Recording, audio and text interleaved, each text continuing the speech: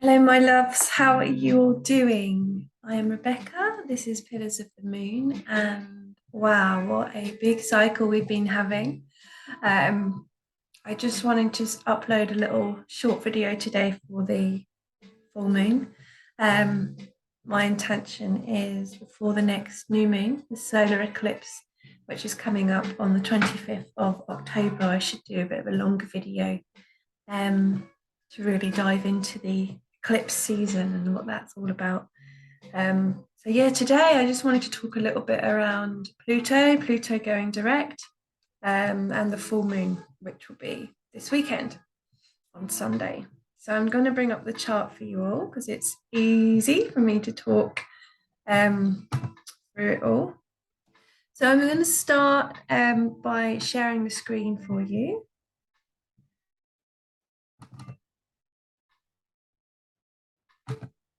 So I'm going to start with the Pluto stations direct because it's really worth looking at.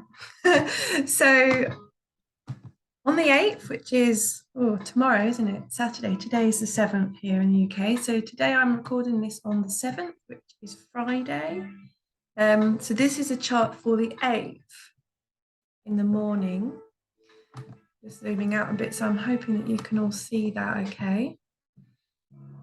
And something that has really struck me around this chart is, so obviously Pluto is stationing direct and he's about to go forwards again. So you can see here, this is Pluto, and we still have got our sun in Virgo. So I'm just going to highlight that for you over here. She's still with Venus, and the Mercury is just out of retrograde and is going in Virgo as well. So, but looking at the chart, you can see that as Pluto is about to go direct, it is actually in trine to Mercury, who's in Virgo. So that has been really stood out for me, and also other things that have stood out. Obviously, you've still got Chiron is very much opposite Venus and the Sun, which will still be at the full moon. But something tomorrow, in the chart, the moon is actually sandwiched between. This is the waxing moon, the day before it comes to fullness, which will be in Pisces. So tomorrow, as Pluto is making his change to go forwards again, we have the moon sandwiched between Jupiter and Neptune. So all of these energies combined, that this full moon, is coming to the fullness of the cycle the day after this.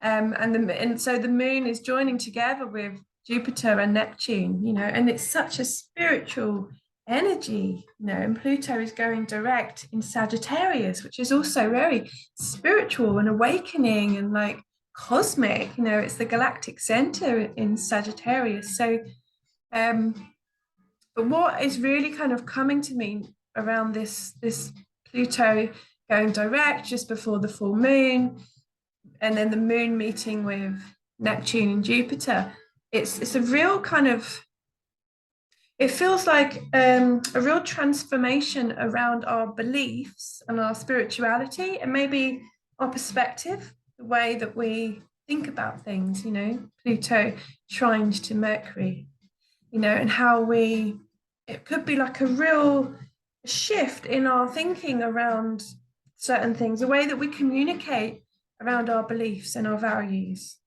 So this is a real turning point, I feel, for many of us. And, this will affect us all in different ways, depending on our own personal charts, where our Pluto is in our natal chart, where our Mercury is in our natal chart, and also where our Jupiter and Neptune is, and all the different houses, obviously, that it's in as well. There's lots that affects it, So we can look at our own chart and we can say, where is my Pluto? Because this has been a really big journey with Pluto, isn't it? And he's going direct just before this full moon. So we could look at Pisces as well, because obviously the full moon will be in Pisces. What do I have in Pisces, or what do I have in Sagittarius? And that will really show us, what planets we have in these places. It will show us, what might be coming up for us and how we can work with the energies. Yeah, I have a lot of Pisces in my chart, and I also have Virgo as well, and Sagittarius. So yeah, this is a big one, and I can share, for me personally, that what I've experienced, my Pluto is in Libra. So many people who are born around my age, I was 87 born. So we, generation of us, as he's a slow moving planet, will have our Pluto in Libra. And so this whole cycle will be around our relationships and how we are dependent or not dependent, in our relationships and how we connect with others. And I've definitely felt like through this whole, as also the South Node is in Libra right now, so there's so much around balancing in our relationships. And Pluto is really transforming the control patterns, it feels, and helping us to communicate. Trine Mercury in Virgo is helping us to communicate in a much more grounded and I guess more conscious way. That's just my experience with it at the moment. So you may be feeling that. So yeah, the moon coming together with Jupiter and Neptune, it just feels super spiritual, right? It feels really like it could feel quite like cosmic, and we might feel extra sensitive as well. Pisces is a very sensitive energy. We may be feeling very psychic, very visionary. Our dreams may be really like awake, or we may be like struggling to sleep because we're so like, whoa. I have been connecting a lot with the dragon energy at the moment. I've got this beautiful dragon carving above me, which is by my beautiful partner Paul. Yeah, so really feeling the dragons and that power of transformation is really working through all of us right now. This full moon, which will be on Sunday, so it will be the 9th of the 10th, 2022 at 21:54 in the GMT time zone. So just having a little look at the chart here, just going to zoom out a bit so you can see. So obviously the biggie is that the full moon will be conjunct Chiron, opposite Venus and the Sun. So they're obviously in Virgo, and the full moon will actually be in Pisces in the night sky. So I know Western astrology is showing up as Aries, but if you get any kind of sky astrology app, like astronomy apps, Skywarp 2 or Stellarium, you can look and look in the sky and see actually that the moon is in Pisces. So anyway, so how does it feel, to have the moon joining with Chiron opposing Venus and the Sun? It really feels like it's facing our really deep wounds. So we might be asked around this full moon at the fullness of this cycle to really cultivate healing, to cultivate what it is we need to move forward, and to bring in a sense of positive transformation around our voice, around our communication. Pluto is still trine Mercury at the time of the full moon, and Pluto is now beginning to move forward. So Pluto in Sagittarius, so much about truth, so much about what do we believe, what is important to me, what is my faith, where do I place my faith? And then the Sun joining with Venus, it's like really about our hearts and our values, what is so important to us. So also at the full moon, Black Moon Lilith over in Cancer here, she is in T-square to the nodes and making a grand cross with Saturn and Vesta. So wow, this is really big, like not only is the full moon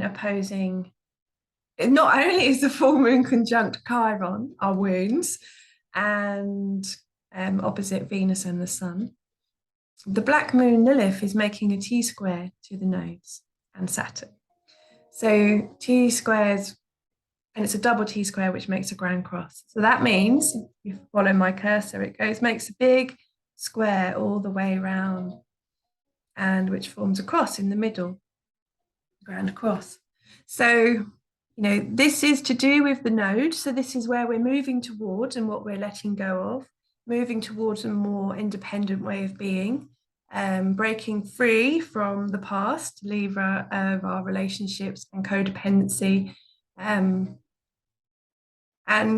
Black Moon Lilith here is really asking us, what are we really afraid of? What are our shadows in our relationships, and our shadows in what's stopping us basically from breaking free into this new, the North Node in Aries and Uranus is like this invitation to break free from what's comfortable, and starting to move towards something that is what we really, really are passionate about and want to do independently, what we want to create. So there is a stepping out of our comfort zone here. And Saturn, the father figure, he is in T-square in the nodes for a long time now. And it's like this Black Moon Lilith is saying, what are you scared of here? Why won't you break free? What is it that is, Black Moon Lilith in Cancer can be a lot about codependency and insecurities and fear of abandonment. So this could be really strong around this full moon. So just wanting to, really, what do we need to do here? Like I said before, really coming into a place of healing for ourselves, and giving ourselves what we need. I feel as well, it's a lot to do with becoming our own inner parent. Lilith in Cancer, the mother, Saturn in Capricorn, the father. It's like, wow, it feels like really starting to embody that inner parent, so we have that sovereignty in ourselves. And there's so much that we might be leaning on that we are being asked to transform, and Pluto going direct is really reinforcing that change, reinforcing that empowerment, that we can break free and we can, create a new way around thinking, around communicating, around creating. So, yeah. So I feel that's pretty much all I want to share for this full moon. And so I'm going to stop sharing the screen now. But yeah, hopefully in the next week, I shall put out a nice longer report for the new moon solar eclipse. So as I said in my new moon video, this whole cycle is in preparation for the next cycle. So all the stuff that's coming up now is really, really generous. Trying to remember that, it's like we are being gifted with an opportunity here to see what is rising in me in this transformation. What am I being called to do? What am I being guided to do? And what is being asked of me, by the universe, it's by the planetary cosmos, so that I can move forward, so that we can move forward to this eclipse season. All right, my loves. So that is all for me for now. And I shall see you again around the new moon. Lots of love.